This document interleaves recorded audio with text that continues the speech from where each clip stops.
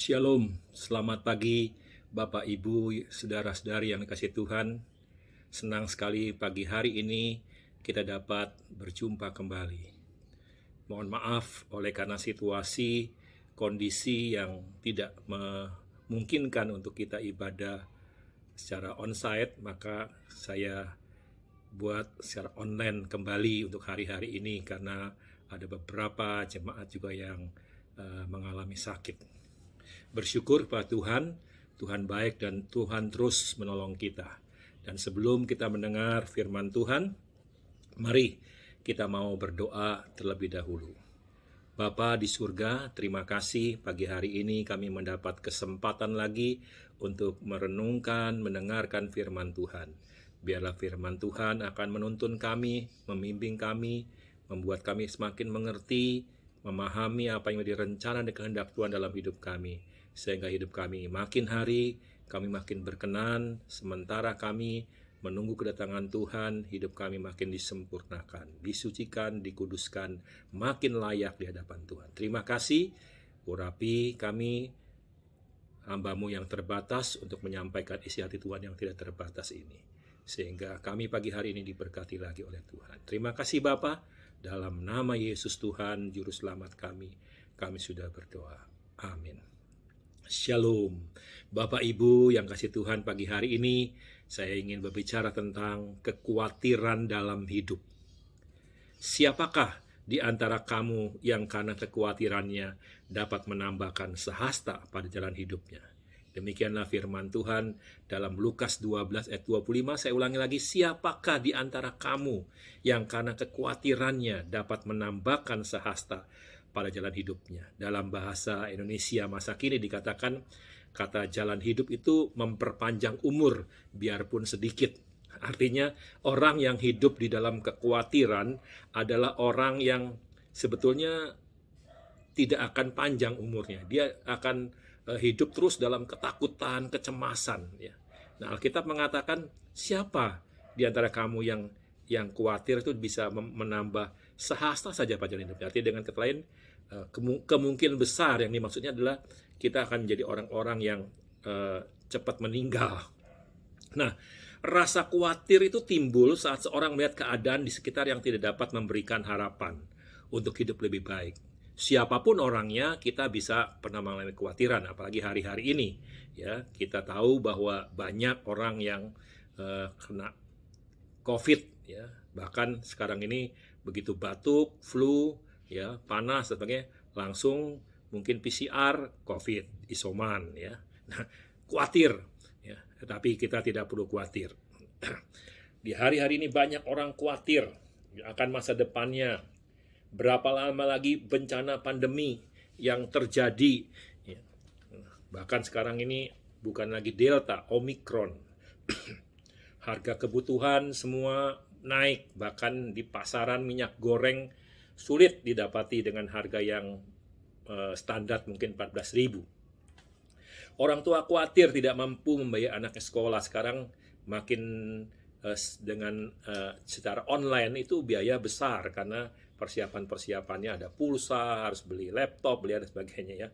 Nah, rasa khawatir tidak dapat mengurangi beban yang kita alami. Jadi semakin kita khawatir, sebetulnya beban kita bukan makin hilang, justru kalau semakin kita khawatir, kita akan mengotori pikiran kita dengan berbagai niat yang tidak baik. Kita mungkin bisa banyak orang ngambil jalan pintas dan sebagainya oleh karena untuk mengatasi kekhawatiran. Siapapun orangnya, saya katakan, entah itu pria, wanita, tua, muda, kaya, miskin, orang berpangkat atau pegawai rendahan, pegawai tinggi di kota, di desa, di lereng, di gunung, di mana saja di seluruh pelosok tanah air ini. Semua pasti merasa khawatir. Kita bisa cemas, kita bisa takut, tapi biarlah kita jangan menjadi orang yang takut oleh karena kita punya Tuhan yang memberikan pengharapan kepada kita. Adalah bohong jika ada orang yang berkata, seumur hidup aku tidak pernah khawatir. Karena rasa khawatir adalah bagian dari kehidupan manusia. Jadi bisa saja orang khawatir itu biasa, ya wajar. Ya saya kira nggak ada masalah. Saya juga waktu Anak saya kuliah di Malang, saya khawatir ya, khawatir nanti kalau sakit bagaimana, nanti biayanya bagaimana, tiap bulan harus ngirim uang dan sebagainya. Itu ya rasa apakah saya bisa dan sebagainya, itu ya itu biar, tapi kita jalanin saja bersama dengan Tuhan dan akhirnya ya selesai ya. Nah, kenapa? Karena kita percaya kita masih punya Tuhan yang selalu menolong kita, membuat rasa khawatir kita itu kecil sekali ketimbang rasa percaya bahwa Tuhan ada bersama dengan kita. Merasa khawatir saya katakan wajar. Kita tidak boleh larut dalam kekhawatiran setiap hari atau terus-menerus. Nah, lalu pertanyaannya mungkin begini. Bagaimana caranya untuk tidak larut dalam kekhawatiran, kan begitu? Tadi dikatakan tidak ada orang yang bisa menambah sehasta pun. Jadi dengan ketika orang yang khawatir itu umurnya perjalanan hidupnya itu pendek ya. Nah, saya mau katakan supaya kita tidak khawatir, yang pertama adalah menyerahkan kepada Tuhan. 1 Petrus 5 ayat 7 mengatakan, serahkanlah segala kekhawatiranmu. Apa yang menjadi kekhawatiran kita? Segala, yaitu kata segala kekhawatiranmu kepadanya, jangan kepada manusia ya, sebab ia yang memelihara kamu. Kita tahu bahwa Tuhan yang pertama ini menyerah sama Tuhan supaya apa? Tuhan yang memelihara.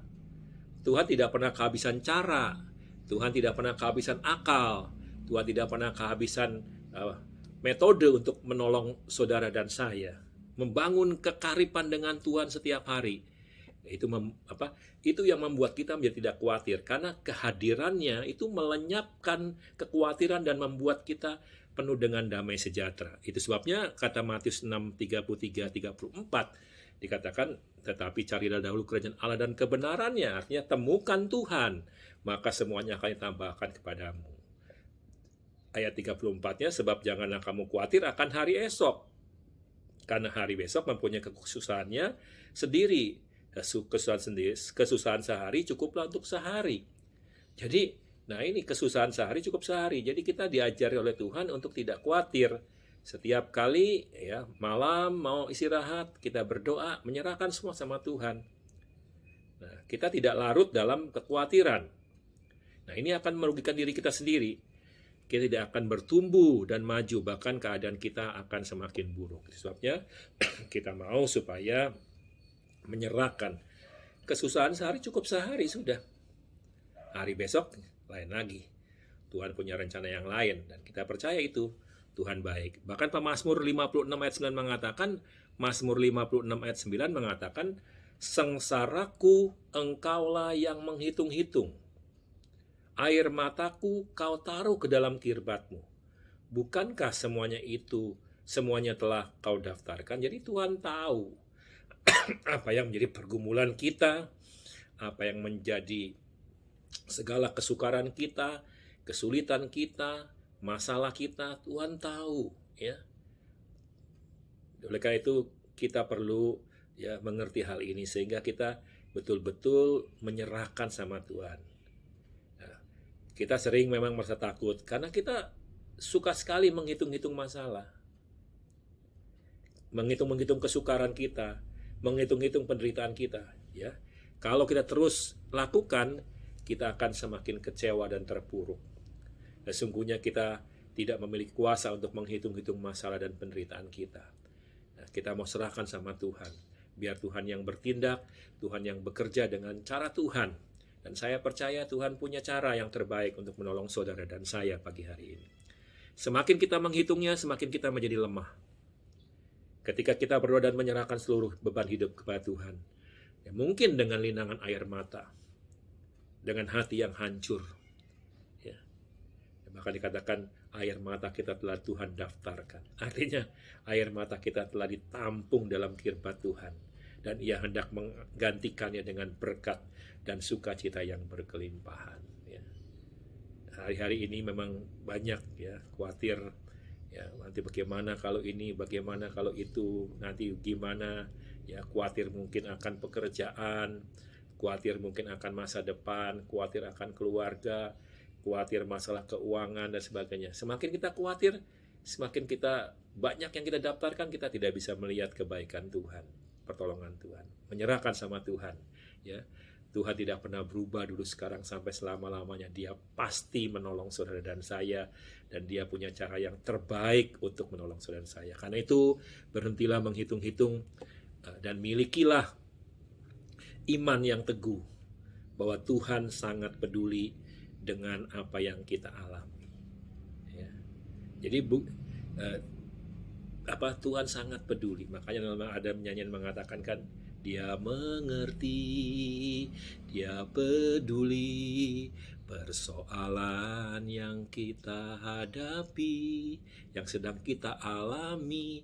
Dia mengerti, Dia peduli. Mungkin saudara pagi hari ini sedang sakit, sedang kurang sehat secara fisik, atau mungkin ada yang sedang, ya, untuk rekan-rekan yang lain mungkin yang bisa mendengar siaran channel YouTube kami ini, GBT Juru Selamat ini, mungkin ada yang sedang mengalami pergumulan yang berat. Tetapi ingat, Dia mengerti, Dia peduli. Itu yang pertama, serahkan kepada Tuhan. Yang kedua, berdoa kepada Tuhan. Jadi tidak cukup hanya menyerahkan kepada Tuhan, karena kita juga perlu berdoa. Nah, saya ambil dari Filipi 4 ayat 6, itu ayat ini jelas sekali. Filipi 4 ayat 6 mengatakan, janganlah hendaknya kamu khawatir. Jadi jangan sampai khawatir tentang apapun juga, ya, tentang makanan, tentang pakaian, tentang rumah, tentang masa depan, tentang teman hidup termasuk, ya. Tetapi nyatakanlah dalam segala hal keinginanmu kepada Allah dalam doa. Jadi untuk tidak khawatir bukan hanya menyerah sama Tuhan, hari-hari yang kita lalui serahkan sama Tuhan, tapi juga kita berdoa. Apa yang menjadi keinginan kita, dan permohonan dengan ucapan syukur. Nanti yang terakhir, yang ketiga, ucapan syukur. Jadi dengan kata lain, kita perlu berdoa.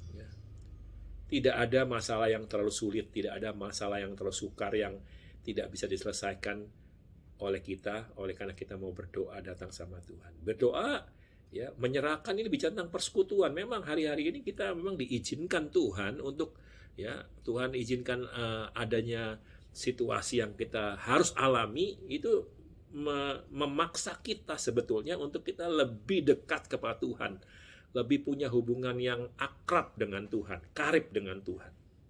Nah, kalau kita menyerahkan dan mempercayakan hidup kita dan segala permasalahannya kepada Tuhan, sesungguhnya tidak ada perkara yang yang perlu dikhawatirkan.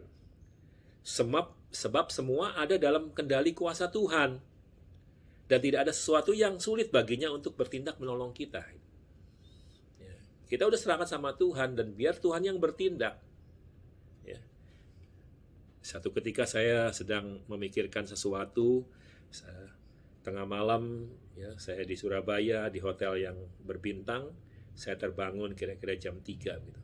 Saya masih pikir terus ini, waduh bagaimana ini ya, untuk sekarang sekolahan itu mungkin 10 tahun yang lalu harus diakreditasi dan sebagainya, tenaga kita kurang dan sebagainya.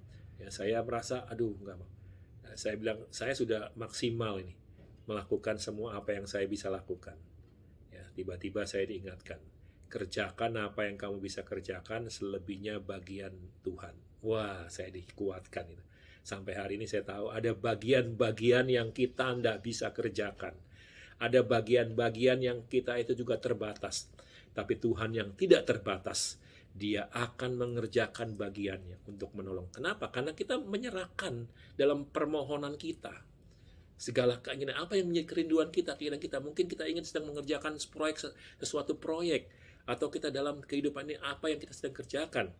Ya, yang perlu kita lakukan adalah datang kepada Tuhan melalui doa dan mengimani yang kita sampaikan melalui firman-Nya, yaitu iya dan amin. Hidup berkemenangan adalah bagian hidup orang percaya, sebab kita punya Tuhan yang sanggup meneduhkan angin badai kehidupan. Kita hanya percaya saja. Nah, sejak itulah dulu saya sering sakit, ya, bukan kurang makan, sakit pikiran saya berat. Hari-hari ini pun juga begitu, ya. Ya, saya banyak kerjaan, banyak yang saya pikirkan. Kadang-kadang walaupun saya di rumah, tapi saya tetap masih mengerjakan semua tugas-tugas saya, terutama di sinode, ya. Jadi dengan kata lain, saya banyak, ya, kadang-kadang berpikir itu untuk kepentingan gereja itu, atau kepentingan sinode Gereja Bethel Tabernakel, bukan waktu rapat gitu, ya. Tapi hari-hari biasa saya tetap mengerjakan, ya. harus memikirkan dan langkah-langkah apa yang harus saya bisa kerjakan, lakukan ya untuk kemajuan gereja Bethel Tabernakel ini. Nah, itu kadang-kadang juga ya, saya kadang-kadang dulu saya sering sakit perut tuh bukan karena kurang makan, tapi memang berpikir berat gitu ya. Bukan mikirin khotbah, enggak ya. Bukan berarti khotbah itu asal-asalan, tidak juga ya. Saya tetap punya waktu, tiap hari saya merenungkan firman, dan firman Tuhan tidak pernah habis. Nah, oleh karena itu saya belajar untuk berdoa dan apa yang menjadi keperluan saya juga kebutuhan saya tetap menyerahkan kepada Tuhan. Sampai hari ini Tuhan pelihara dengan cara Tuhan yang ajaib. Nah, ketika Elia sungguh-sungguh berdoa kepada Tuhan, hujan tidak turun selama 3,5 tahun. Dan melalui kekuatan doa Elia yang dia panjatkan pula, langit menurunkan hujan. Itu dalam 1 Raja 18. Jadi dengan kalian kekuatan doa ini perlu sekali ya. Jangan mengabaikan masalah doa ya. Orang sehebat apapun juga mungkin sistematik khotbahnya bagus, penelitiannya bagus, kalau nggak berdoa ya apalagi nggak puasa ya bablas ya. Sekarang banyak ya outline khotbah yang bagus-bagus banyak ya. Kalau saudara buka Mbak Google, tapi bukan itu yang dimaksud. Bagaimana memberitakan firman sehingga jemaat itu ya lewat kuasa firman itu, urapan itu membuat orang mengerti. Yes, amin. Bukan karena nangis, bukan karena geblak itu yang diurapi Tuhan, bukan. Tetapi firman Tuhan yang disampaikan, kebenaran yang disampaikan dengan urapan yang dari Tuhan. Itu tidak bisa tanpa doa. Itu dalam pelayanan. Dalam kehidupan sehari-hari pun juga begitu. Kita harus ya menjadi orang-orang yang suka berdoa. Ya. Doa itu napas kehidupan kita. Dengan kita berdoa, kita bisa melihat ya hal-hal yang mungkin masih tersembunyi. Ya, saya ingat juga dengan Ismail dan Hagar. Hagar berdoa ya sama Tuhan, dan Tuhan menunjukkan ya di depan matanya ada mata air. Dengan kata lain, mari kita ya berteriak sama Tuhan, berdoa. Apa yang menjadi permohonan kita? Dan saya yakin pagi hari ini Tuhan adalah jawaban dalam kehidupan kita. Haleluya. Yang ketiga adalah mengucap syukur kepada Tuhan. Filipi 4 ayat 6 tadi dikatakan dalam segala hal keinginanmu kepada Allah dalam doa. Terus ada dan permohonan dengan ucapan syukur. Dan jadi ada ucapan syukur. Mengucap syukur adalah ini yang dikehendaki Tuhan dalam segala hal, kata firman Tuhan. Mengucap syukur adalah bagian yang sangat penting. Untuk apa? Mendatangkan ketentraman. Orang yang selamanya tidak bisa mengucap syukur, orang yang selalu kurang terus, nggak bisa terima, menyalahkan Tuhan, ya menyesali nasib dirinya, kenapa aku dilahirkan, kenapa aku miskin, kenapa gini, itu selamanya dia nggak sejahtera, nggak tentrem hatinya. Ya. Dan saat hati kita tenang, kita bisa berdoa kepada Tuhan dengan penuh iman. Dengan iman itu pula kita mampu mengusir rasa khawatir. Jadi kalau orang khawatir terus, ya dia nggak bisa beriman, dong khawatir terus kok. Bagaimana bisa dia percaya? Nah, seringkali ini yang melanda hati dan pikiran kita. Ya, ini bisa semua dari hati. Ya. Hatinya berserah sama Tuhan tadi ya. Hatinya berdoa. Hatinya bersyukur. Ini semua timbulnya kekacauan-kekacauan, ketidaktenangan dari hati. Ya. Nah, biarlah kita mau mempercayakan masalah kita ini kepada Tuhan. Ya, kalau kita udah serang sama Tuhan, biar Tuhan yang bertindak. Ya. Dia menjadi jaminan hidup kita. Ketika seorang hidup dalam khawatir dalam hidupnya, pasti tidak ada ucapan syukur. Yang ada hanya keluh kesah dan persungutan. Nah, kita belajar hal ini supaya kita nggak khawatir dengan yang apa yang kita makan, kita pakai. Ya, jalani saja hidup ini. Ya. Saya sering katakan hidup ini harus dijalani, dinikmati, disyukuri. Ya. Jangan memaksakan kehendak. Apalagi untuk memenuhi kebutuhan kita, keinginan-keinginan ya, bukan keperluan ya, keinginan kita. Misalnya hobi dan sebagainya, memaksakan utang-utang dan sebagainya untuk beli misalnya. Ya contoh lah orang pengen ganti sepeda motor baru atau mau beli jam tangan baru, utang-utang kredit, apalagi terus nggak bisa bayar, atau ganti HP lah begitu. Padahal HP-nya masih bisa dipakai, sepeda motornya masih bisa dipakai, mobilnya masih bisa dipakai, pakai saja, syukuri saja. Yang penting nggak mogok kan begitu. Nah kadang-kadang enggak, ya untuk gengsi, ya nah ini yang bahaya. Orang nggak bisa bersyukur. Nikmati, ya saya belajar untuk menikmati. Saudara kalau ya saya punya kendaraan, sepeda motor, punya mobil, ya saya nikmati saja apapun yang ada ya. Punya televisi di rumah, punya laptop, punya komputer, nikmati saja, udah pakai ya, selagi masih bisa digunakan. Nah, maka supaya kekuatan itu lenyap, kita harus mengarahkan pandangan kita kepada Tuhan. Lagi-lagi, hati ini tertujunya kepada Tuhan. Tuhan siapa? Tuhan Yesus. Ya, supaya kita percaya dengan sepenuh hati. Jangan terpaku ya. Mungkin ya kita sedang mengalami ya ujian, kesesakan, penderitaan ya, aniaya, mungkin aniaya. Ya, sebab dikatakan dalam 2 Korintus 5 ayat 7, sebab hidup kami ini adalah hidup karena percaya, bukan karena melihat. Nah, saya belajar untuk ini loh, hidup iman itu ya. Jadi saya belajar sekalipun menurut saya secara logika tidak menguntungkan, mungkin tidak ada yang bisa diharapkan ya, tapi saya tetap selalu belajar sama Tuhan, belajar selalu ya, hidup ini karena percaya, bukan karena saya melihat. Nah, cuman saya punya keyakinan kalau hari-hari yang lalu, tahun-tahun yang lalu, bagaimana Tuhan menolong saya, bagaimana Tuhan memelihara saya, bagaimana Tuhan melindungi saya, bagaimana Tuhan mencukupi saya. Saya percaya hari-hari ke depan pun ya, dalam masa-masa pandemi ini Tuhan juga tetap akan mencukupi, menolong saya, memelihara saya dengan cara Tuhan. Dan nyatanya betul ya. Saya betul-betul mengalami bagaimana yang namanya pemeliharaan Tuhan yang luar biasa di masa seperti ini. Ya, ketika saya sakit, ketika saya saya juga operasi patah, kemarin saya juga pernah sakit ya, batuk agak lama ya. Nah, harus saya istirahat di rumah, tapi tetap saya percaya ya, Tuhan akan pelihara. Perhatikan ya, bagaimana Israel, bangsa Israel ketika keluar dari negeri Mesir menuju tanah perjanjian. Dia harus melewati padang gurun yang gersang selama 40 tahun. Mereka tidak pernah kekurangan. Ini yang selalu bukan saya klaim ya, Tuhan gak boleh diklaim, dia bukan ekspedisi. Saya yakini, saya percaya dan saya pegang kalau Tuhan bisa menolong bangsa Israel, Tuhan juga akan menolong saya. Dan ini akan terjadi bagi setiap kehidupan orang-orang yang percaya. Israel saja yang tegar tengkuk, keras kepala, Tuhan tetap melihara, apalagi saudara dan saya yang taat, setia, suka beribadah, suka berdoa, suka ya berserah sama Tuhan, pasti Tuhan memelihara bangsa Israel. Tuhan memelihara saudara dan saya dengan caranya yang ajaib. Saudara tahu ada tiang awan, tiang api menaungi mereka ketika mereka harus berjalan, mereka dipimpin oleh pimpinan Tuhan. Walaupun dia harus lewat padang gurun. Dan nyatanya apa? Ketika dia haus, Tuhan menyediakan air. Ketika dia menemukan air yang dapat diminum, Tuhan menyediakan air yang manis.